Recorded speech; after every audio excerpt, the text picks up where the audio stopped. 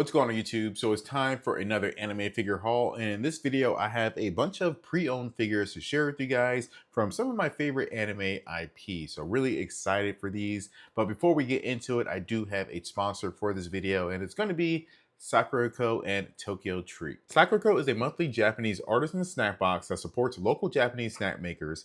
Each box comes with 20 traditional, authentic, and artisan Japanese snacks, including Japanese teas and a special Japanese tableware item. Every box does have a theme, and for November, it is the heart of Ishikawa. With the devastation caused by the earthquake of 2024, the Ishikawa region has faced many challenges, threatening the region's traditions and the livelihoods of many. So for this month, Sakurako has collaborated with the Ishikawa Prefecture, and they invite you to join in to raise awareness and support the ongoing recovery efforts of the Ishikawa communities. So enjoy a mindfully curated collection of Ishikawa locally crafted artisan snacks and find comfort in knowing that you are supporting a community on a journey towards hope, renewal, and revitalization. In the box, you will enjoy both rich and authentic snacks such as the Hochija Kineko Mochi, Yuzu Senbei, Kaga Shizuku rice candy, Earl Grey and Gorojima cakes, and many, many more. All right, so I was going through the book and seeing what snacks that they have, and I always go with the pastries. These are the ones I always try first. They are always so fresh and so soft. I'm not sure if you guys can tell, but this is the Gorojima cake, so let's give it a shot. Oh my God. Oh, that's good. It's so moist. What the hell is Gorojima? I looked it up, and Gorojima is a unique variety of sweet potato that's grown in the Ishikawa Prefecture, specifically on the Noto Peninsula. This is so good. That was absolutely delicious, and it has like this sweet potato flavor to it. And I was looking at the book, and it does have flavors of kaga vegetables and sweet potatoes. It's so good. And for this month's tea pairing, we have a Ishikawa Bocha roasted tea. And for the tableware item, we do have some wakasa chopsticks. Now for Tokyo Treat, it's a little bit different. It's a fun and exclusive Japanese snack box featuring exciting and unique flavors straight from Japan. Whereas Sakurako focuses more on the traditional flavors, Tokyo Treat is more so the latest and coolest snacks in Japan at the time. Each box is filled with a variety of full-size Japanese snack items like limited edition Kit Kats, specialty flavored Japanese chips, and occasional Japanese sodas that are only available in Japan for a limited time. Tokyo Treat also has a monthly theme, and for November, it is Osaka Snackathon. Known for its vibrant streets and mouth-watering eats, Osaka is a true food lover's paradise. This month, they packed a box full of an exciting lineup of savory and sweet snacks that capture the city's most iconic flavors. Enjoy both sweet and savory Osaka-inspired snacks like the Kit Kat Mont Blanc, Koi Kea Wasabi Seaweed Chips, White Chocolate Crunch, and a Japanese plum soda, and many, many more. So for Tokyo Treat, they do have a dorayaki, and I have to try that because I love me some dorayaki, which are just really just two pancakes with like a red bean filling in between. But this one, the filling is actually flavored like ramune, which is like a Japanese carbonated flavored soda. So it will be interesting to see how this tastes. That is a thick dorayaki. Holy crap.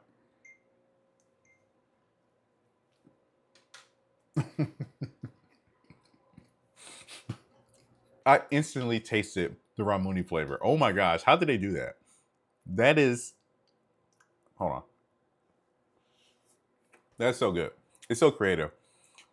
The filling looks like ramune as well. It's kind of like that white, bluish bean filling. It's delicious. What madman thought ramune would go great with dorayaki, but it does. It's pretty good. If you want to try some of these amazing snacks in these boxes, you can grab them for you, a loved one, a friend. They make terrific gifts, and they're really good for sharing as well. Check out the link down in the description below and use code WILL for $5 off of your first order. All right, now let's go ahead and get to these figures. So these first three figures are going to be from pretty much my favorite anime of all time, and that's going to be Monogatari. So if you guys have been watching my channel for a while, you guys know I love me some Monogatari. So the first figure that I have here is going to be from Good Smile Company, Miss Yatsugi. This is a 1/8 scale that came out a long time ago. And I actually bought this like over a year ago, brand new on Yahoo Japan auction. But if you're familiar with this figure, you know that it comes in two different versions. Here I have just the regular normal version, but there's also a DX version, which has like a bunch of like little teddy bears that go around the base here, but that thing goes for a lot of money in the aftermarket, like over, I would say 225, 250 is what I normally see in the aftermarket. So I was holding out opening this figure, try to see if I can get that DX figure for like under $200, but just wasn't happening. So I kind of gave up, pretty much settling with the normal version here, but it still looks pretty good. I'm still very happy with it. The base isn't terrible, and really, the base isn't even really needed. The only thing that is actually doing is kind of like tilting the chair. But if you just want to have it without this little base, the chair, does stand up normally. So I'm not sure how I'm actually going to present it. I'm not sure if the lean or the tilt of the chair is worth the space it's going to take up. So we'll see. If I can fit the base in my display case, I'll go with that route. But if I need the extra space, I may just take it off the base and go with that. But regardless, I am going to be on the lookout for the DX version because, yes, I love Yatsugi and I do want to get it at some point. Moving on to the second Monogatari figure. This is another one that goes for a fairly decent price on the aftermarket. We have Kotobukiya's Ogi Oshino, a 1/8 scale, and Mr. Oshino here is pretty much the main protagonist in a few parts of the Monogatari series. And this is actually his or her only scale figure ever. So this is the only scale figure that we got of Ogi here. And yeah, I had to have it. And because it's the only scale figure, I'm pretty sure that's why it goes for pretty much like over $200 as well as what I normally see it on the aftermarket. I got lucky. I got it for, I think, just under $200. Plus, I had a buy coupon when I bought it. So I got it for like maybe 160 before shipping, which is still, pretty high for a 1/8 scale. But again, it's a very rare figure. And yeah, looks great. Absolutely love the pose and whatnot. Not quite sure what the hands mean in the base here, but whatever. I'm not gonna look too much into it, but yeah, great looking figure and just glad I finally got into my collection for a reasonable price. Now moving on to the third and final Monogatari figure of the video, we have Miss Kissshotacerloaorionheartunderblade by Belfine, a 1/7 scale. And when I first started my collecting, this is one I was looking at purchasing. I was trying to decide between this one or the Good Smile Company 1/7 scale. And I ended up going with the Good Smile Company just because it was easier to find. It was significantly cheaper. This one here on the aftermarket is hard to find and normally goes easily over $200. In fact, I'm looking at some postings right now on Mercari and Yahoo Japan auction. And yeah, it's going for $230, $245. But I was able to snag this one for just like over $100 on Yahoo Japan auction, which is why I love auctions, because you can always maybe sneak a very low price, very low bid, and actually win. So got it for a terrific price, and I'm glad I did because I definitely like this one better than the Good Smile Company one. The Good Smile Company one, looks great. As you can see, different art styles between the two. This is more, I would say, the Kizumonogatari movies, whereas the Good Smile Company one is more so the I guess TV series, Monogatari TV series. But yeah, this one absolutely terrific. I love all the details in it. It does come with a very ugly big red base, but you don't have to use it. And I'm definitely not going to use it because it is not worth the amount of space that it's going to take up. So yeah, definitely going without the base. And I'm not sure what I'm going to do with the Good Smile Company one. I'm not sure if I'm going to either keep it or get rid of it. The only reason I'm thinking about getting rid of it is just because of space. I'm just running out of space. So I don't know if I want to dedicate the space to having, two versions of her, especially when I like this one so much more. But we'll see. Looks great, but I think I'm almost done. I think I almost have all of the Monogatari figures that I want in my collection. Maybe a couple that I'm still looking for.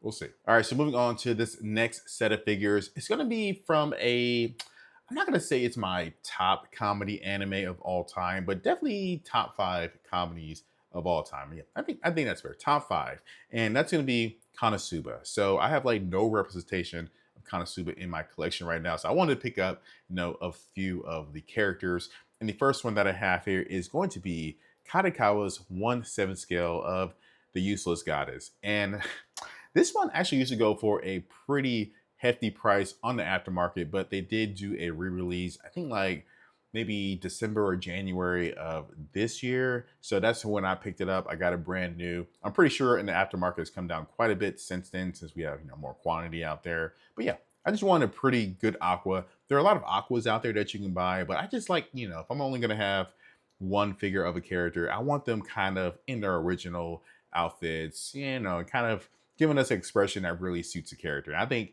Kadokawa did a really good job with this. So nice little figure. Only thing I don't like about it is the base. It's not a bad base, but like it wasn't as straightforward as I thought it would be, like actually seating her down into the base. It definitely takes a little maneuvering to get her to sit, just perfectly. But other than that, pretty good figure. All right, so that was Aqua, the Useless Goddess. And if I have Aqua, I have to have the fan favorite from the series, Miss Megumin. And here she is. From CA Works, a 1/7 scale of her doing her explosion magic. And this is a huge figure. First thing I thought of when I put this thing together, I'm not sure what I was thinking. I bought this a while ago, guys, so that's my defense. I wasn't really thinking about space at that time. But regardless, I'm still happy with it. And when I was picking out or trying to choose which Megumin figure I wanted to get, I knew one thing. I had to have a Chomsky in there. So that kind of narrowed down my selection. I just felt like this was probably the best figure of her and Chomsky. And yeah, it's a really good figure. And CA Works did a terrific job at kind of engineering this thing, because it just is very easy and straightforward to put together, and all the pieces just really, really work. As you can see, she is floating. There's a metal rod back here, but you can hardly notice that thing with all the stuff that's going on with her. And yeah, terrific little figure. I'm very happy about it, besides the amount of space it's going to take up. Not sure where I'm going to put her at right now, but yeah, definitely happy. And I actually, since I bought this, I actually have another Megumin figure coming. I've already paid for it as well, so I'm definitely going to be getting it.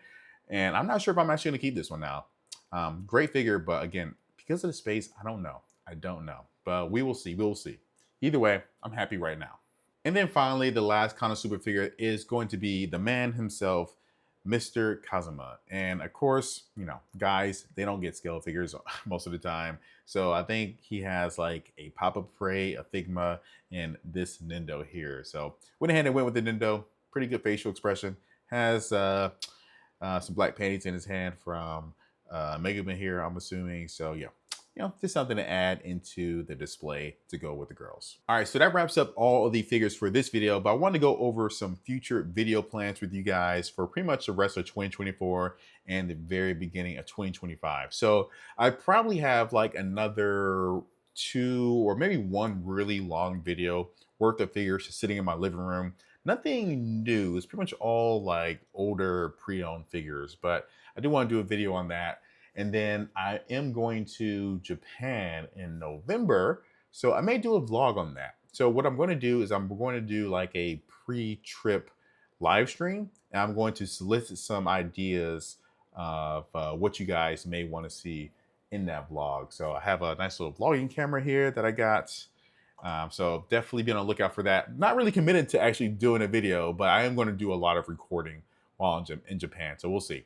But that's a vlog. And then I'm probably going to end up doing another room or collection tour because you guys have been asking for that. So be on the lookout for that. I'm going to shoot for pretty much at the very end of the year for that, or maybe at the very beginning of 2025.